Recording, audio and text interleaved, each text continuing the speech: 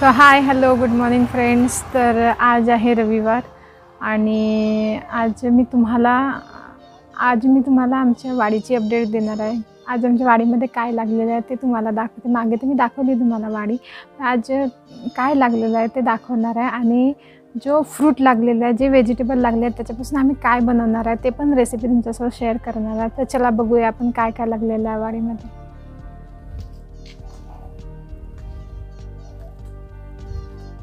तर आज वाडीमध्ये लागलेला आहे लौकी। बघू शकता तुम्ही किती मोठा लौकी झालेला आहे।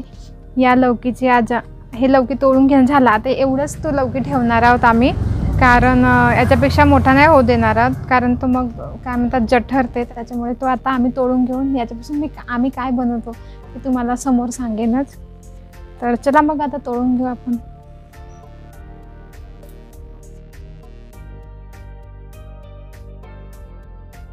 की 2 लौकी लागलेले आहेत। हे 8 दिवसात ना, त्या साईजचे मी अगोदर दाखवली होती ना, त्या साईजचे आता मला वाटतं 8 दिवसात ना बाबा, 8 दिवसात होतील त्या साईजचे हे लौकी। खूप सारे लागलेले आहेत। अशा पद्धतीने हा लौकी तोडून घेतलेला आहे। आता आपण याचा कोणता पदार्थ बनवतो ते मी तुम्हाला थोड्या वेळात शेअर करते। तर चला मग आता।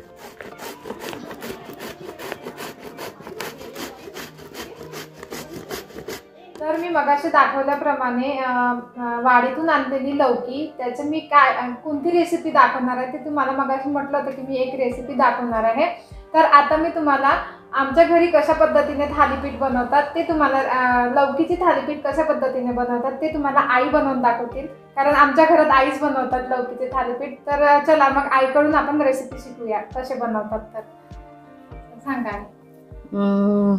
वाडीतून आणलेली लौकी 2 किलोची असेल, तर 2 किलोची होती, तिला अर्धी कापून तिला किसली, हा किस तयार केला। ताजी असल्यामुळे तिचं थोडंसं पाणी पण निघाला। आणि ह्यासाठी लागणारं साहित्य म्हणजे हा किस आहे लौकीचा, आणि याच्यासाठी लागणारं वाटीभर मी तांदळाचं पीठ घेतलं, या छोट्या वाटीने थोडंसं गव्हाचं पीठ घेतलं, आणि हे बेसन आहे चण्याच्या डाळीचा बेसन, कोथिंबीर आहे, टमाटे 4 टमाटे घेतले, तीळ आहेत, अजवाईन आहे, मीठ आणि तेल आणि हे हळद। तर आणि ही हिरवी मिरची आहे। मी आता हिरवी मिरचीचा पेस्ट करून घेणार आहे, पण ज्याला जर हिरवी मिरची आवडत नसेल थालीपीठात तर तुम्ही मिरची पावडरचा पण उपयोग करू शकता, पण लाल मिरची पावडरचा, पण माझ्या घरात हिरव्या मिरचीचंच पेस्टचा म्हणजे थालीपीठ चांगले लागत असतात, म्हणून मी हिरव्या मिरचीचा पेस्ट करते। तर आधी मी साधारण किती टमाटर घेतले आहे याच्यात? 4 टमाटे आहेत, आणि 4 टमाटेपैकी थोडेसे 3 टमाटे मी आधी पिसून घेणार। मिरचीसोबत एक थोडंसं टमाटर, म्हणजे एका टमाटर मिरचीसोबत पिसणार, पण तो मिरची आणि टमाटरचा जो पेस्ट राहील तो मी ठेवेन थोडा वेळ बाजूला, कारण माझी नात आहे ती तिखट खात नाही, त्याच्यामुळे तिला बिना तिखटाचेच थालीपीठ आधी घालून देणार आणि नंतर मिरचीचं पेस्ट घालून मग मी सगळ्यांसाठी बाकीचे थालीपीठ बनवणार। तर चला आता आपण आधी टमाटे पिसून घेऊया, कारण मिरची खात नाही माझी नात, तर तिच्यासाठी म्हणून मी हे आधीच टमाटे पिसते, कारण टमाटर पिसल्याने ते टमाटरच लागत असते थालीपीठमध्ये।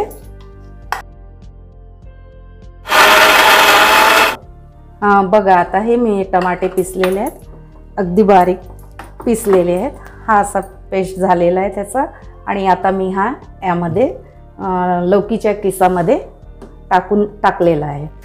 आता त्याच्यानंतर हिरवी मिरची, आणि या वाटीभर हिरव्या मिरच्या चवीनुसार तुम्ही घेऊ शकता, तसं काही नाही, तुमच्या घरी जर थोडे तेज खात असतील तर जास्त घ्यायच्या, कमी तिखट खात असतील तर कमी तिखट घ्यायचं, कमी मिरची घ्यायची, आणि यांना सुद्धा पिसून घ्यायचं। टमाटर टाकून मिरची ह्यासाठी पिसते की टमाटर टाकले तर त्याचा तो रस असतो, त्या रसामुळे मिरची चांगल्या पिसली जाते।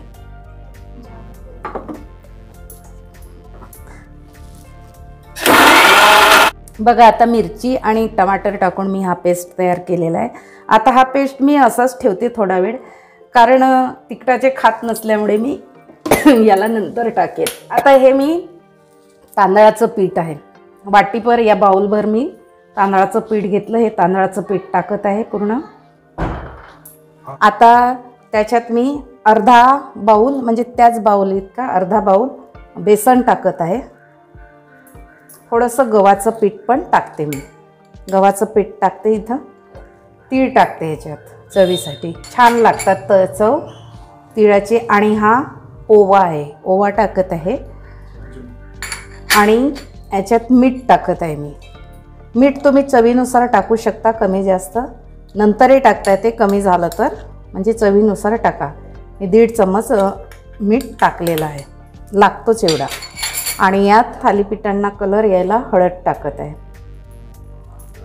थोडंसं हिंगही टाकून देते मी चवीसाठी.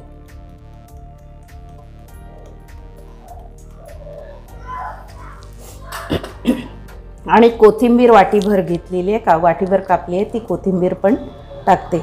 हे सगळं मिश्रण आता मी एकजीव करून त्याच्यात पाणी घालून तयार करते. हा अशा प्रकारचा झाला आहे, पण याला मी आता पातळ करते. पाणी टाकून त्याला थोडं पातळ करते.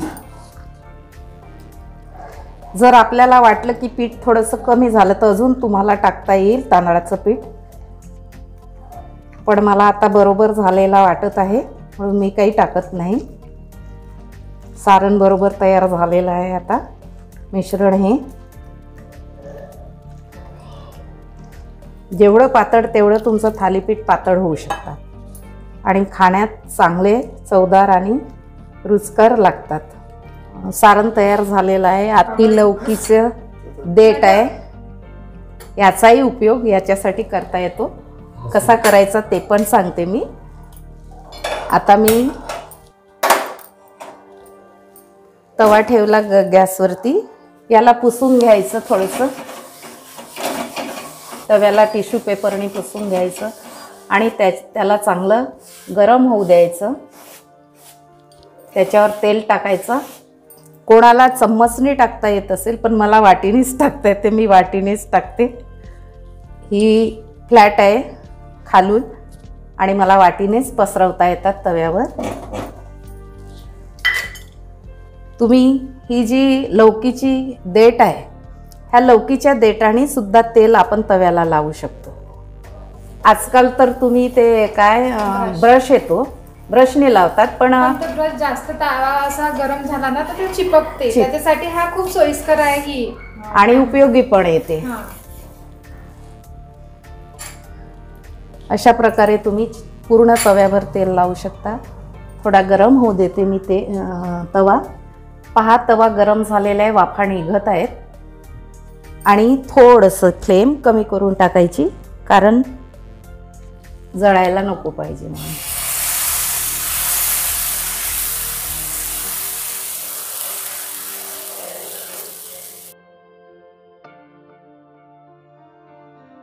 बघा, मी ह्या वाटी भरून नव्हती, कमी होती. जर वाटी भरून टाकली तर पूर्ण पसरवता येते, पण यावर मी झाकण ठेवते, झाकून ठेवते थोडा वेळ. आणि कमी स्लिमवरती मी थोडंसं वाफवून घेते, शिजवून घेते. बघा, आता 1 मिनिट झालेला आहे. मी उघडून बघते शिजला की नाही. बघा, शिजलेलं आहे. आता याच्यावर मी तेल टाकते. तेल टाकलं तर चांगलं चवीदार लागतात. आणि बघा, दिसायला किती सुंदर दिसतोय. याला कलर आलेला आहे. आणि तेल टाकून याला मग परतून घ्यायचं. बघा, मी परतत आहे. हे बघा, चांगलं शिजलेलं आहे ते. तसंच दुसरीकडूनही तसंच शिजवून घ्यायचं. थोडं फ्लेम मी वाढवलेली आहे गॅस.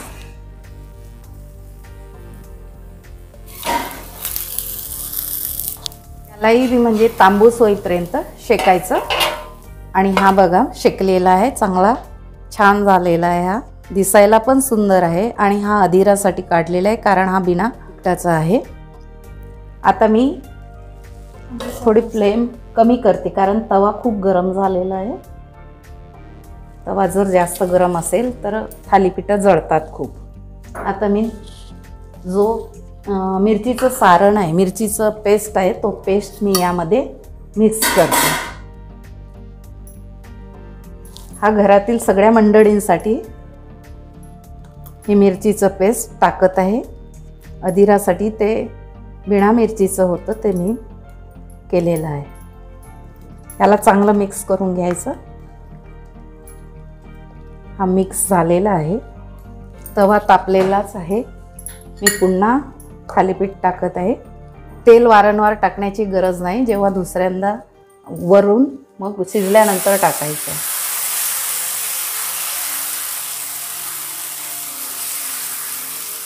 हे तिखटवाले थालीपीठ आहेत.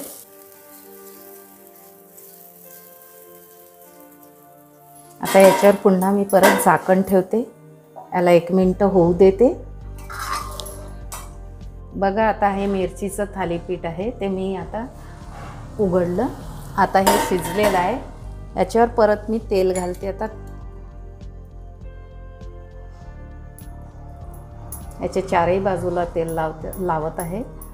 आणि हे असे थालीपीठ खाल्ल्याने म्हणजे लौकी ही शरीराला चांगली आहे, फायदेशीर आहे.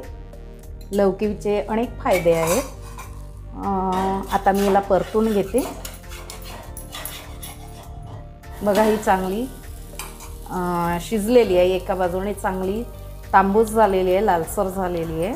आणि मुलं भाजी खात नसतील किंवा कोणी भाजी खात नसतील तर तुम्ही असे प्रकार करून थालीपीठ वगैरे तयार करून खाऊ शकता. कारण ही लौकी शरीराला, आरोग्याला चांगली असते आणि म्हणून खाणे चांगले आहे. बघा, लौकी खाल्ल्याने लौकीचे म्हणजे अनेक फायदे आहेत. लौकीमध्ये A आणि C विटॅमिन आहे आणि लौकीमुळे शरीरातील कोलेस्ट्रॉल कमी होतो. लौकी खाल्ल्याने पाचन क्रिया चांगली होत असते. नॅचरल ग्लो येते चेहऱ्याला. तसं हार्टला सुद्धा फायदा असतो. याचा ज्यूसही कोणी करून पितात. तर लौकीचे असे अनेक फायदे आहेत. तर लौकीची तुम्ही भाजी करू शकता, थालीपीठ करू शकता, वडे करू शकता, हलवा पण करू शकता आणि खायला सुद्धा टेस्टी असतात. तुम्ही एकदा बनवून बघा. आणि जर तुम्हाला हा व्हिडिओ आवडला तर नक्कीच लाईक करा आणि सबस्क्राईब करा, शेअरसुद्धा करा.